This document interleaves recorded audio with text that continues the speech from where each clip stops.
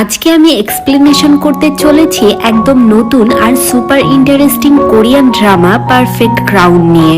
একটা alternative reality Korea যেখানে এখনো মোনার্সি আছে, আর সেই রাজকীয় জগতে শুরু হয় এক কন্ট্রাক্ট ম্যারেজের গল্প, যেখানে লাভ, পাওয়ার আর সোশ্যাল স্ট্যাটাস সব একসাথে মিশে যায়।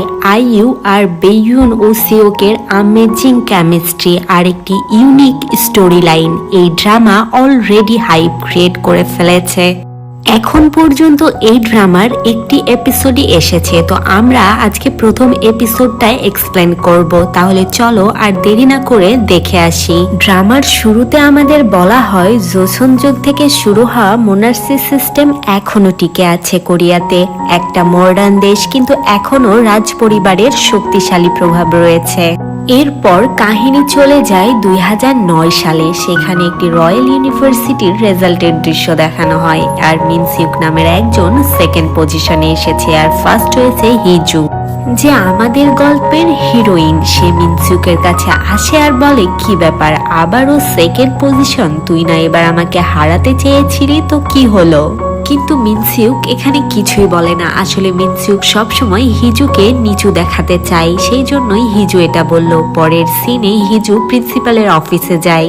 সেখানে প্রিন্সিপাল হিজুর বেশ প্রশংসা করে। এরপর তাকে বলে, তুমি কি জানো এই ইউনিভার্সিটি কে করেছে? এটা রাজার নাজায়েজ সন্তান তৈরি করেছে, আর তিনি আমাকে এই গিফটটা দিয়েছিল। এটা বলে হিজুকে প্রিন্সিপাল একটি গিফট দেয়, কিন্তু হিজু সেটা পছন্দ হয় না, তাই বাইরে এসে সে গিফটটি ফেলে দেয়। এরপর কাহিনী প্রেজেন্টে আসে। সেখানে একটি ক্যাস্টেল গ্রুপ নামের কোম্পানি দেখানো হয়, আর এই কোম্পানির সিইও হলো হিজু। সে তার কোম্পানির ডিরেক্টরদের সাথে মিটিং করছিল, আর সবাইকে বলে যেভাবেই হোক আমাদের সেলস ইমপ্রুভ করতে হবে। তখন একজন ডিরেক্টর বলে, আমাদের রাইভাল গ্রুপ তারা কিন্তু একটি চাল চেলে আমাদের থেকে এগিয়ে আছে। তারা যে সেলিব্রিটিকে ডেকেছিল সেই তাদের কাজটি 50% সেলে করে দিয়েছে। তখন হিজু এখানে বলে, তারা যা করেছে আমাদেরও একই পথে হাঁটতে হবে। তখনই সেখানে তার সেক্রেটারি হেইজং আসে আর বলে, আজকে আমাদের প্যালেসে বার্থডে পার্টি অ্যাটেন্ড করতে সময় মতো পৌঁছাতে হবে। তখন হিজু বলে, ঠিক আছে, এটাকে আমরা কাজে লাগাবো। তোমরা সবাই আর্টিকেল লিখো, ক্যাস্টেল কোম্পানির নতুন উত্তরাধিকারীকে কিং বার্থডে বাকেটে ডেকেছে, আর পুরো সোশ্যাল মিডিয়ায় আমার ফটো ভিডিও পাবলিক করে দাও। এটাই আমার হয়ে পিআর এর কাজ করবে। আমাদেরকে প্রিন্স ইয়ানকে দেখানো হয়, যে এই গল্পের মেইন হিরো। সে সকাল থেকে শিকারে ছিল। এরপর যখন বাসায় ফিরেছে তখন তার সেক্রেটারি এসে জিজ্ঞেস করে, আপনি কি রাজার জন্য কোনো প্রেজেন্ট নিয়েছেন? তখন সে বলে, আমি সারাদিন তো শিকারেই ছিলাম, কখন সেটার সময় পেলাম। এরপর রয়্যাল প্যালেসের দৃশ্য দেখানো হয়, যেখানে রাজার বার্থডের জন্য সবাই ট্রেডিশনাল পোশাকে এসেছিল, কিন্তু হিজু এসেছিল একটু অন্যরকম ভাবে। তাই সবাই তারই ছবি ওঠাতে থাকে আর তাকে নিয়েই কথা বলতে থাকে। কারণ হিজু এসেছিল রেড ড্রেসে, আর রেড ড্রেস শুধুমাত্র রাজাই পরতে পারতো। আর সে যেহেতু এভাবে এসেছে তাই সবাই তারই ছবি উঠাচ্ছিল, আর চারিদিকে তাকে নিয়েই লেখালেখি হচ্ছিল। অন্যদিকে তার অফিসের পিআর টিমও তাকে নিয়ে পুরো সোশ্যাল মিডিয়া জুড়ে লেখালেখি এবং ফটো আর ভিডিও দিচ্ছিল, যার ফলে তার সকল পোশাক সোল্ড আউট হয়ে যায়। এরপর দেখা যায় প্যালেসের ভেতরে সকল গেস্ট একে অপরের সাথে কথা বলছিল। সেখানে হিজু একা একা দাঁড়িয়ে ড্রিঙ্কস করছিল, আর তার পেছনে থাকা 3টি মেয়ে তাকে নিয়ে গসিপ করছিল। সেখানে থাকা একটি মেয়ে বলে, আরে ও তো ক্যাস্টেল গ্রুপের দ্বিতীয় মেয়ে না? তখন অন্য আরেকটি বলে, আরে ও তো চেয়ারম্যান হং এর নাজায়েজ মেয়ে। এটা শুনে হিজু রেগে তার গ্লাসটি ভেঙে তাদের দিকে তাকিয়ে চেয়ার্জ করে। এরপর সেখানে তার ভাই আসে তাকে রাগানোর জন্য। তার ভাই হিজুর কোম্পানি নিয়ে নানা ধরনের কথা বলতে থাকে, তার সেলস ডাউন হয়েছে ইত্যাদি ইত্যাদি। তখন হিজু বলে, আমার কোম্পানির চিন্তা তোকে করা লাগবে না, সেটার চিন্তা আমি করব। তুই নিজের কোম্পানির দিকে নজর দে। নিজের কোম্পানি এত বড় ভুল কাজ করেছে, সেদিকে খেয়াল না করে আমাকে বলার তুই কে? এসব বলে হিজুই তাকে কথা শোনাতে থাকে, আর তার টাই ধরে বলে, আজ থেকে গলায় টাই না পরে দড়ি পরে থাকিস। আর যাই হোক, আমি তোর মতো কোম্পানির সেলস বাড়ানোর জন্য কোম্পানির লস কখনোই করি না। তখনই সেখানে কোর্ট লেডিরা চলে আসে আর সবাইকে ভেতরে যাওয়ার জন্য ডাকে। এরপর আমাদের ভেতরের দৃশ্য দেখানো হয়, যেখানে রাজা বসেছিল, আর রাজার বয়স মাত্র 8 বছর ছিল। তার পাশেই তার মা বসা ছিল। তার মা ছিল এই রাজ্যের রানী। রাজার মাথার টুপিটি তাকে একটু ডিস্টার্ব করছিল, তাই সেটি সে ফেলে দেয়। তখনই কোর্ট লেডি এসে তাকে পরে দেয়, আর তখনই আমাদের প্রিন্স ইয়ানের এন্ট্রি হয়। ইয়ান ছিল রাজার প্রতিনিধি, অর্থাৎ রাজা যেহেতু এখনো ছোট তাই তার সকল দায়িত্ব প্রিন্স ইয়ানই পালন করে থাকে। আর প্রিন্স ইয়ান হলো রাজার ছোট চাচু। এখানে রানী প্রিন্সকে বলছিল, তুমি হান্টিং এর পোশাক পরেই এখানে চলে এসেছো কেন? তখন সে বলে, এটা আমাকে রাজাই গিফট করেছিল সেজন্য। রানী তখন আর বেশি কথা বাড়ায় না। এরপর ইভেন্টের কার্যক্রম শুরু হয়ে যায়, আর রাজার জন্মদিন উপলক্ষে সারা শহরে সারা রাত জুড়ে অনুষ্ঠান চলবে। এরপর ছোট রাজাকে দেখানো হয় যে তার বার্থডে সেরিমনির জন্য নিজের উইশ লিখছিল। এরপর বাইরে ফায়ার ওয়ার্কস এর দৃশ্য দেখানো হয়। অন্যদিকে হিজু দাঁড়িয়েছিল। তখনই সেখানে প্রেসিডেন্ট আসে আর তার সাথে কথা বলে, অর্থাৎ তারা একে অপরকে আগে থেকেই চিনত। হিজু এখানে প্রেসিডেন্টের পিঙ্ক কালার ড্রেস দেখে তাকে নিয়ে একটু মজা করতে থাকে। তখন প্রেসিডেন্ট বলে, এখন আমি প্রেসিডেন্ট হয়ে গেছি, এগুলো রুলস রেগুলেশন তো আমাকে মানতেই হবে। প্রেসিডেন্ট এখানে হিজুর বেশ প্রশংসা করে, কারণ তার কারণে ক্যাস্টেল কোম্পানি অনেক দূরে গিয়ে যাচ্ছে। তখনই সেখানে ইয়ানের সেক্রেটারি আসে আর প্রেসিডেন্টকে কানে কানে কিছু বলে। তখনই প্রেসিডেন্ট ইয়ানের কাছে চলে আসে। প্রেসিডেন্ট ইয়ানকে বলে, আপনি বারবার কাউকে কিছু না বলে কোথায় চলে যান? তখন ইয়ান বলে, কেন, আমাকে নিয়ে কি ভয় হয় যে আমাকে কেউ মেরে ফেলবে? প্রেসিডেন্ট বলে, সেটা না, কিন্তু আপনার সেক্রেটারি হয়তো আপনার টেনশনে কোনোদিন মারা যাবে। এটা শুনে ইয়ান হাসে আর হঠাৎ করে প্রেসিডেন্টকে বিয়ের ব্যাপারে জিজ্ঞেস করে।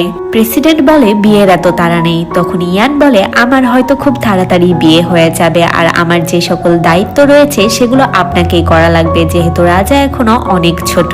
বিয়ের পর যেহেতু আমাকে এই প্যালেস ছেড়ে দিতে হবে, তাই অত দূর থেকে আমি তো আর সকল কাজ একা করতে পারবো না, তাই আমার দায়িত্বটা কিন্তু আপনাকেই নিতে হবে।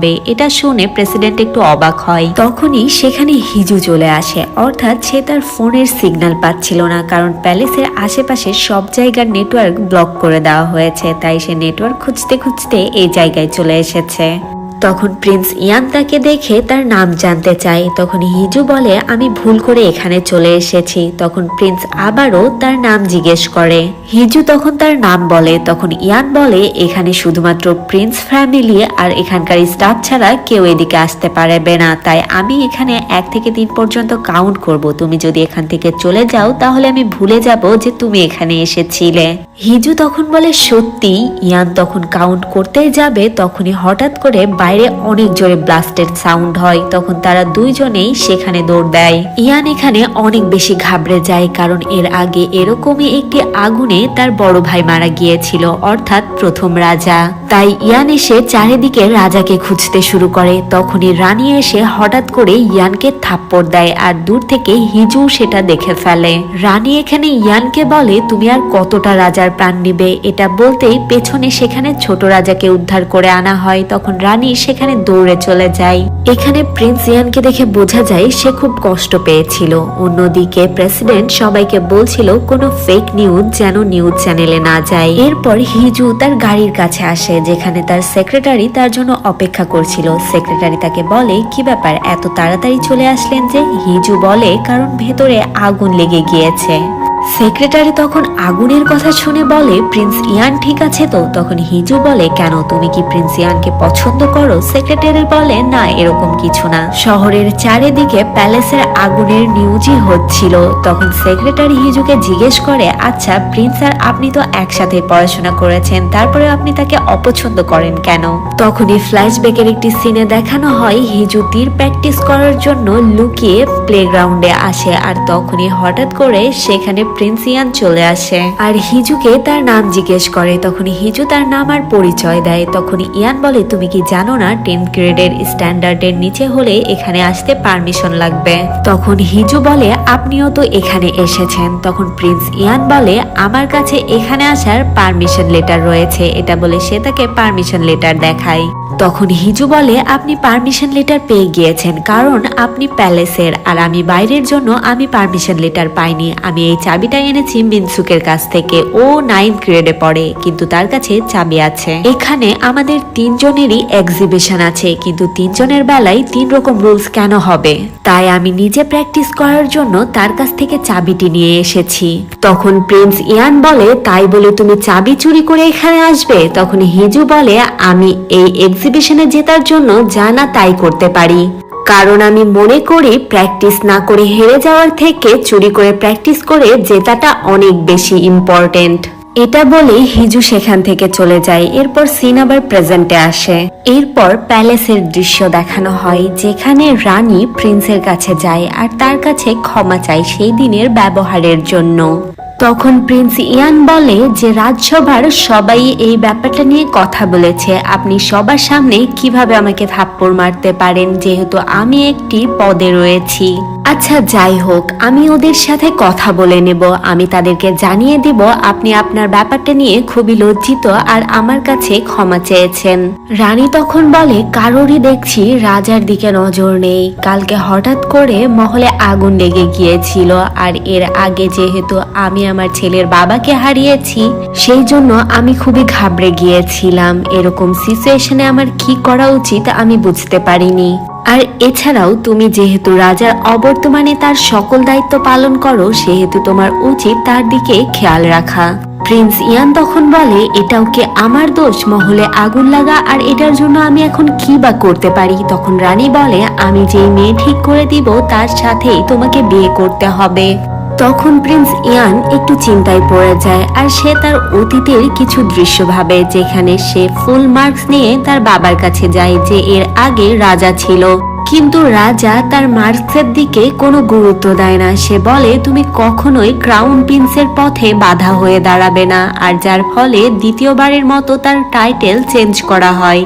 অন্যদিকে হিজুকে দেখানো হয় যে তার বাবার সাথে কথা বলছিল। সে তার বাবাকে বলে সে এখন বিয়ে করতে পারবে না, সে বর্তমানে ক্যাসেল কোম্পানির সিইও, আর তার যদি বিয়ে হয়ে যায় তাহলে তাকে ছোটখাটো একটি কোম্পানি দিয়ে বিদায় করে দেওয়া হবে। এরকম বলতেই সেখানে তার ভাই আর ভাইয়ের বউ চলে আসে। তখন তার ভাই বলে, কি ব্যাপার, তুমি বাবার সাথে এভাবে কথা বলছো কেন? আর তুমি তো এর আগে বিয়ে করতে চেয়েছিলে। তখন হিজু বলে, বুঝতে পেরেছি, তার মানে তোমরা সবাই একসাথে মিলেই এই প্ল্যান করেছো, কিন্তু আমি আমার থেকে নিচু কাউকে বিয়ে করতে পারবো না, যে কোম্পানির কোনো র্যাঙ্কিং এ আসে না, অন্তত আমার বরাবর তো হবে, আমার থেকে উঁচু পর্যায়ে না হলেও। তখন তার ভাবি বলে, ছেলের ব্যাপারে আমরা ভালোভাবে খোঁজ নিয়েছি। হিজু তখন তার বাবাকে বলে, আমি বুঝতে পেরেছি, আমাকে কোনো সম্পদ না দেওয়ার জন্য এই বিয়ের আয়োজন করেছেন, আর সকল সম্পদ আপনার বড় ছেলেকে দিবেন, তাই না? কিন্তু আমি এটা কখনোই হতে দিব না। এটা বলে হিজু সেখান থেকে চলে যায়। অন্যদিকে প্রিন্স ইয়ানকে দেখানো হয় যে তার সেক্রেটারির সাথে ছিল। তার সেক্রেটারি তার বিয়ের কথা শুনে একটু অবাক হয়ে যায় আর বলে, আপনি এত সহজেই কিভাবে বিয়ের জন্য রাজি হয়ে গেলেন? রানী তো প্রথমে আপনার বিয়ে দিতেই চাইতো না, আর এখন আবার সে নিজের পছন্দের মেয়ের সাথে বিয়ে দিবে, এটা কেমন হয়ে গেল না? কিন্তু ইয়ান তার সেক্রেটারির কথার উত্তরে কিছুই বলে না। অন্যদিকে হিজুকে দেখা যায় যে তার বাবার সকল রাগ এসে তার কোম্পানির এমপ্লয়ীদের ওপর ঝাড়ছিল। তখনই সেখানে তার সেক্রেটারি ব্ল্যাক কফি নিয়ে আসে। এটা দেখে হিজু বলে, এটা তো অনেক বেশি তিতা হবে। অন্যদিকে প্রিন্স ইয়ানকে দেখানো হয় যে প্যালেস ছেড়ে চলে যাচ্ছে। তখনই তার সাথে লর্ড এম্পায়ারের দেখা হয় আর সে বলে, কি ব্যাপার, আপনি প্যালেস ছেড়ে চলে যাচ্ছেন? তখন ইয়ান বলে, হ্যাঁ, আমি শুধুমাত্র কিং এর বার্থডের জন্য এখানে এসেছিলাম। তখন লর্ড বলে, আপনি প্যালেস ছেড়ে সেখানে যাচ্ছেন, আপনার যদি কিছু হয়ে যায়? তখন ইয়ান বলে, আমি তো ভেবেছিলাম আপনি খুশি হবেন। এরপর লর্ড আসে কুইনের কাছে। কুইন তখন বলে যে সে রাজার বার্থডে দিনেও লেট করে এসেছিল, আবার এখন প্যালেস ছেড়ে চলে যাচ্ছে। তখন লর্ড বলে, আস্তে বলুন, সবাই শুনতে পাবে। তখন কুইন বলে, আমি বুঝতে পারছি না, এখানে আগুন লেগেছে, সেটাও কি তার কাজ? আর সবাই তাকে কেন এত পছন্দ করে?